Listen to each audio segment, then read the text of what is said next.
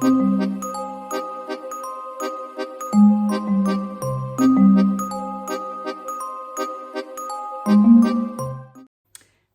welcome to this new video. My name is Martina Vincenzi and I am the founder of the VIP Flight Attendant Academy Private Jet Coach. On today's video, we are going to talk about cockpit etiquette. So, what are all those actions that a flight attendant should be aware about when interacting with the cockpit crew during a flight? So I'm pretty sure that you are aware of this. The cockpit and the cabin, they all belong to the same crew set, right? So the pilot and the flight attendant, they belong to the same crew. However, it is not something new to say that the pilots often are unaware of what is happening behind their shoulders, and at the same time, also the flight attendants are unaware of what is happening in the front. This is very, very true if we are talking about the airlines, because they have a door that separates the flight deck from the cabin, and they have also strict procedures of when this door can be open, how, where, and why.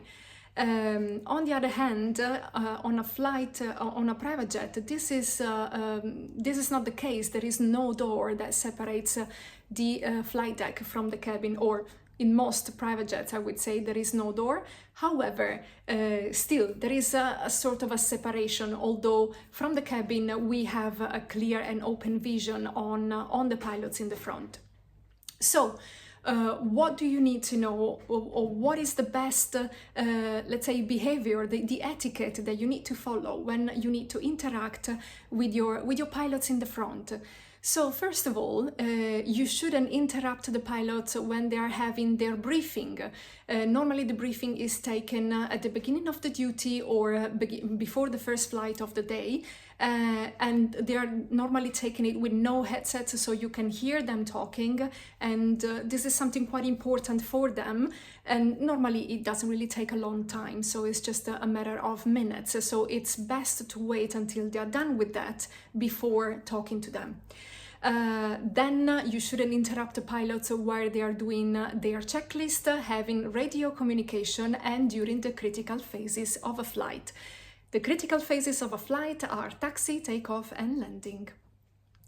So let's talk about the checklist. The checklist is that series of commands that one pilot is calling to the other one, and therefore the other one should respond accordingly, okay? You can have, let's say, an old-fashioned checklist, so a hard copy, physically a piece of paper with the commands written down, and one pilot is reading them out to the other one is actively doing the command required and then giving the response.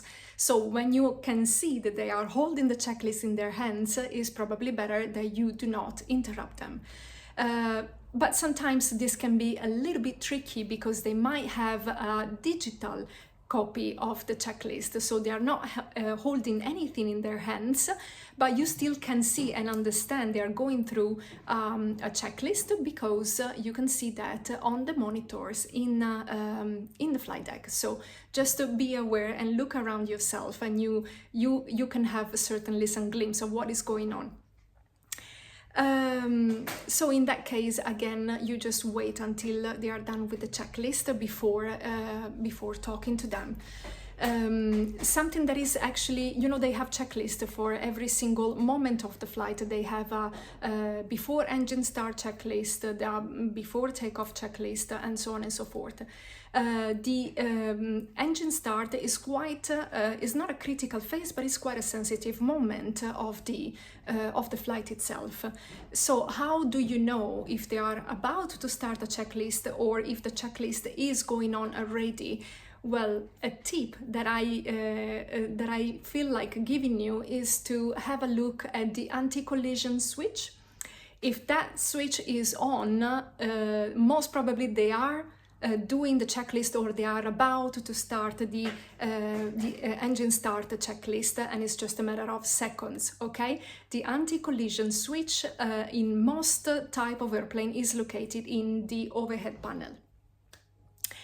Then another one that is quite interesting and quite important is the cockpit sterile procedure.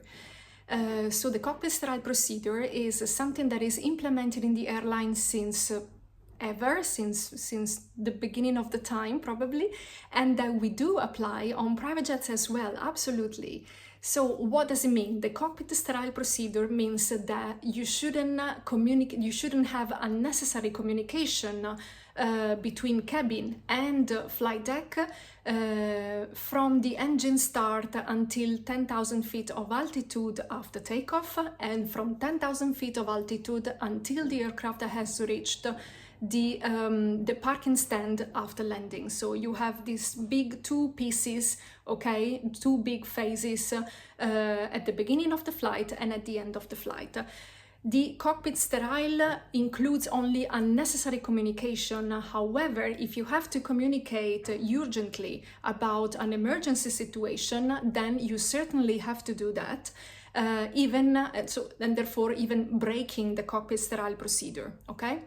So talking about myself and something that I experienced in person, we were already in a cockpit sterile situation. We were taxiing to get to the runway, and then all of a sudden my cabin just filled up in smoke, and I decided to take the action and communicate with my pilots. In this case, the communication must be clear and brief, okay? 2, maximum 3 words to communicate, to let the pilot know what is going on. And you normally work on standard communication words, okay? For example, in my case, I just say cabin smoke, and therefore immediately my pilots knew what was going on and took the necessary action about it. This is something really important that, as I said, it is very well implemented in the airline, and it is also very important in the private jet industry. Finally, something that is also very, very important is the pre-flight briefing that the pilots can give to the flight attendant to let him or her know about the taxi time, for example. So how long the taxi time will be, and therefore for the flight attendant to be able to be aware, during the taxi, how far are we from the runway? So how long before we are actually going to take the takeoff run and taking off. This is quite important because it can vary a lot. It can be 10 minutes, 15 minutes, 20 minutes sometimes, or it can be just literally there. So you do not even have the time to basically give cabin secured and sit down, that you will be already running for the takeoff. Something else that is quite important also to define during the briefing is the standard communication based on notification that the pilot can use with the cabin and vice versa. For example, if I am the flight attendant, I would like to let my pilots know that when I have to give them to inform them that my cabin is secured, my cabin is ready for takeoff or for landing, I am going to do a gesture that most cases is just a thumb up. My suggestion in here is just that, you have to give this piece of information that you are already in cockpit sterile timing, because you will be most probably taxiing before takeoff, or you will be well into top of descent before landing. So when you are doing that, try not to do a sudden movement, but just try to do that slowly and a little bit more gentle. Try to stretch your arm as much as you can to get right in the middle of the flight deck, so that the pilots can see you with the peripheral vision. So that's my suggestion that I feel like giving to you. Also, during the briefing that you are receiving by your captain, as a flight attendant, feel free to ask questions. For example, that today is going to be a bad weather among the route because it's the European summer, so we always have bad weather and thunderstorm going around. be aware, let the pilot know that you want to be informed well in advance before landing, like for example 45 minutes before landing, so you know that you still have, how much time is left, and it's necessary for you to know that in order to prepare your cabin for landing, having a little bit more time with you so that you can prioritize better, okay? Also remember that when you give your cabin secured, then you sit down. Cabin secured means that the game is over, and then you just sit down and wait until after takeoff or until you have reached the parking stand. Talking about bad weather, something else that is important to mention is that if during the briefing prior the flight, the pilots are informing you that we are expecting some bad weather en route, please be aware that this might cause some extra communication between them, okay? Some extra workload that eventually will develop in extra communication between the pilots and the tower, or even between themselves, because they will be very busy in trying to circumnavigate the thunderstorms and try to keep the flight comfortable and safe.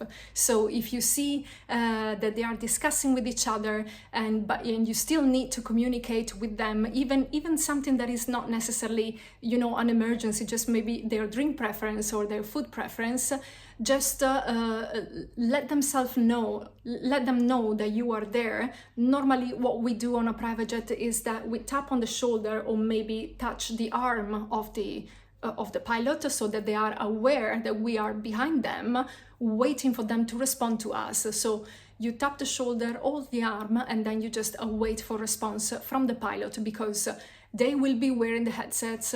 They might have a radio conversation that you are unable to hear because they are talking into the headsets, so therefore you don't know if they are actually free to listen to you or not. So my piece of advice is just you let them know you are there, and then you just wait for them to come back to you whenever they are free. I hope that these little tips and this video might help you in dealing with your pilots, and also for the pilots maybe some inspiration of how you can better communicate with your flight attendant. We are all a crew, but definitely we can decide how we can make this work all together. Well, that's all for today, so ciao for now and baci baci.